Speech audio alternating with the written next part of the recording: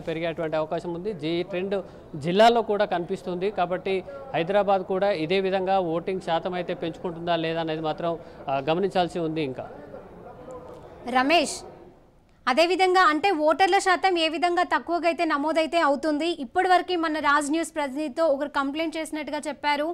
మేము ఒక ప్లేస్ నుంచి మరొక ప్లేస్కి వెళ్ళినా సరే మేము డైరెక్ట్గా ఆన్లైన్లో చేసుకోవడం వచ్చు, ఆన్లైన్లో చేశాము, మాకు మార్పు జరగలేదు. తర్వాత మేము ఎన్నిసార్లు ఆఫీసెస్ దగ్గరికి వెళ్ళినా కూడా మాకు ఆ మార్పు అనేది జరగడానికి 3 సార్లు వెళ్ళాల్సి వచ్చింది. ఆ తర్వాత కానీ పని జరగలేదు. సో ఇలాంటి ప్రాబ్లమ్స్ ఉన్న వాళ్ళకి ఎవరు దీనికి బాధ్యత వహిస్తారు, ఎవరు ఏ విధంగా క్లియర్ చేయగలుగుతారు ఇలాంటి ప్రాబ్లమ్స్?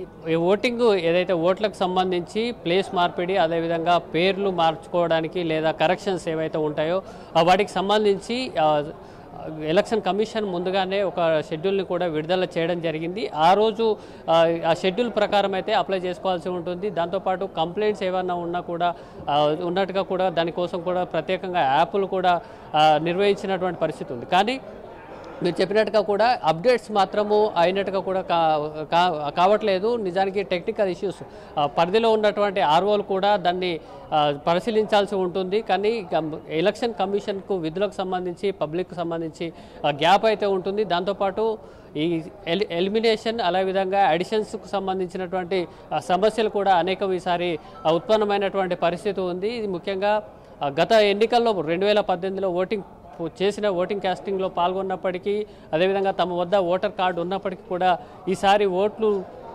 గల్లంత అయినటువంటి పరిస్థితులు కూడా ఉన్నాయి. దీనికి సంబంధించి ఈ కంప్లైంట్స్ని అడ్రస్ చేయడంలో కూడా ఎన్నికల కమిషన్ అయితే విఫలమైనట్టుగా కూడా కనిపిస్తుంది.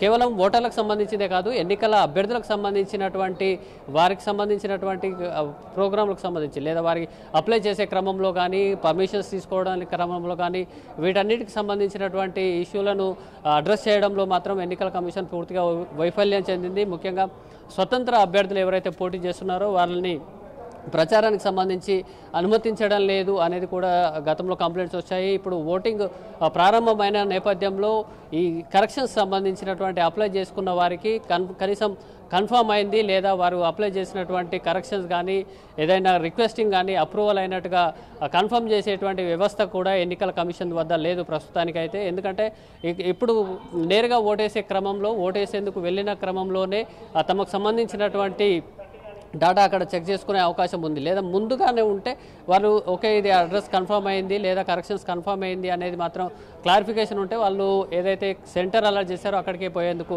అవకాశం ఉంటుంది. కానీ అదేవిధంగా ఎలిమినేషన్కి సంబంధించి, డిలిటేషన్కి సంబంధించి కూడా ఎటువంటి అప్డేట్ వ్యవస్థ కూడా ఎన్నికల కమిషన్ వద్ద లేదు.